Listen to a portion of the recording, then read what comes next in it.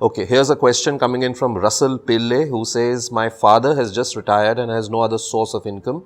In which category of mutual funds should he invest?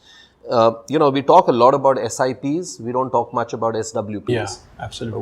Would you want to talk a little about that? Yeah, so actually a couple of things. The moment the word retirement is spoken about, a lot of people think that they should not invest in equity, and that they should not be exposed to variable return outcomes, or they should not be exposed to volatility. I think that's a wrong conception, because people retire at 60, 65 and they have another 20, 25, 30 years to actually go. Right? If you retire at 65, you can't plan for 70. You have to plan for 95 or 100 or 105. Why not? So life expectancy is rising, which means that even if you retire, you want your money to grow. Now, the issue with money growing and the need for regular income is that people are confusing the need for cash flow with the need for return. See, when you mentioned about systematic withdrawal, what it means is that in a previous question we answered that we are expecting equity to give us 10-12% annualized return over the next forthcoming future.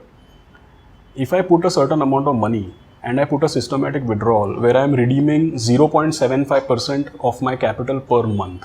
So in a year I have redeemed 9%.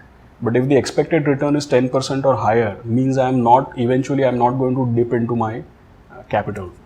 So you need to have the faith that if I invest in equity in a good fund, what kind of return it will give me, what is my need for cash flow on a monthly basis to sustain myself, and then not confuse between the two things. Most people, what happens is that when they're doing the asset allocation, they confuse return with cash flow.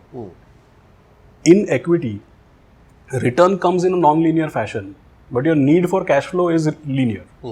So the only thing you do is you segregate the two. You say that, okay, if my return is going to be 10-11%, what stops me from withdrawing at a rate of 8-9% every year?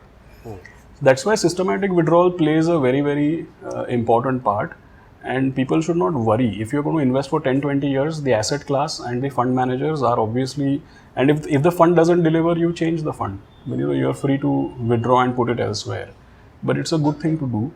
And anything where your cash flow requirement for next 6 months or 1 year, you can keep it in a liquid fund.